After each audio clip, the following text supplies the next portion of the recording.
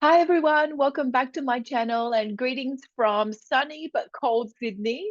So this week I'm going to be talking about change transformation and helping colleagues get on board with new developments and new innovations.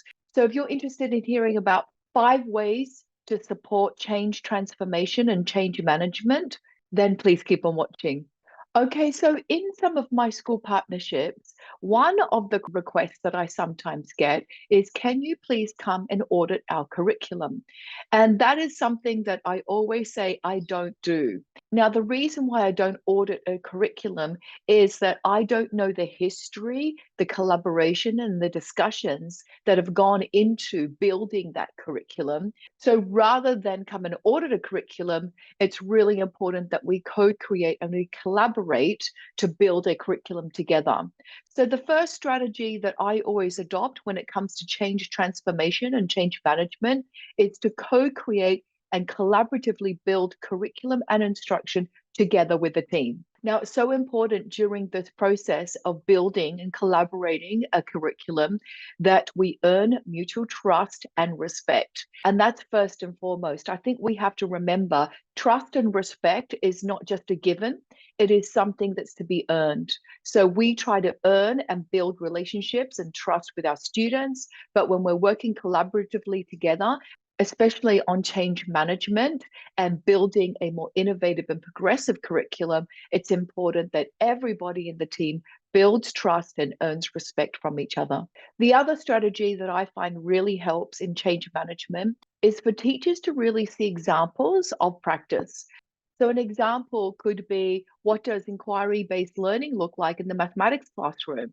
Let's engage in some learning experiences that showcase inquiry-based learning with carefully scaffolded prompts and guidance from the teacher.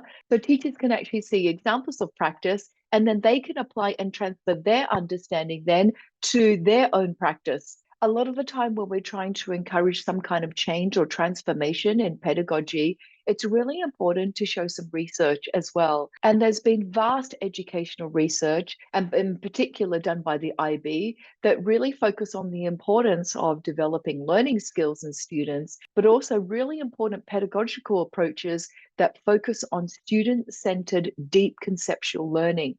So when teachers are showing different educational research, I think this can really help with the change management process. And the last thing that I want to say is that directives don't work. So I was asked by a particular school to develop a curriculum, and very reluctantly, I developed a curriculum for this particular school. And this was because at the time, the school didn't exist. And so I kind of developed a skeleton of different standards that teachers could use, and also kind of a teacher's guidebook in terms of pedagogy, curriculum, and instruction.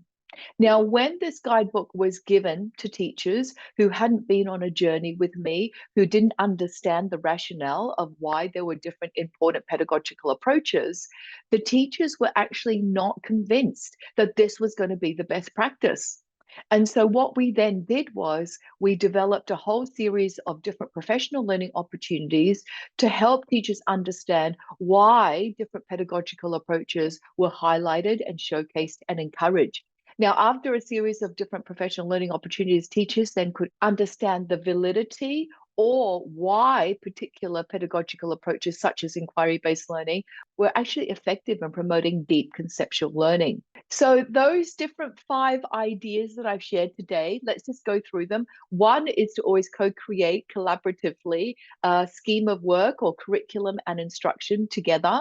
2 is always ensure that you're building trust and earning respect, and maybe that's through some different protocols. 3, show teachers different examples of practice that incorporate the values and the approaches that you want, for example, inquiry-based learning. 4, show educational research and highlight some of the important educational research findings of every year, which is normally summarized. And the last point, 5, that I want to make is just rolling out a directive doesn't work because you don't have teachers on board.